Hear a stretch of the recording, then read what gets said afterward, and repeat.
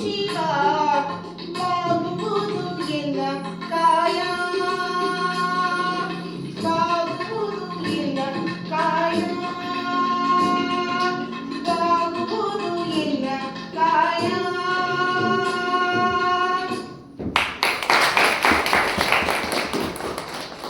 The background of this prayer in a humble devotee is expressing his gratitude to Bhagwan, whether or not he shower his blessings on him.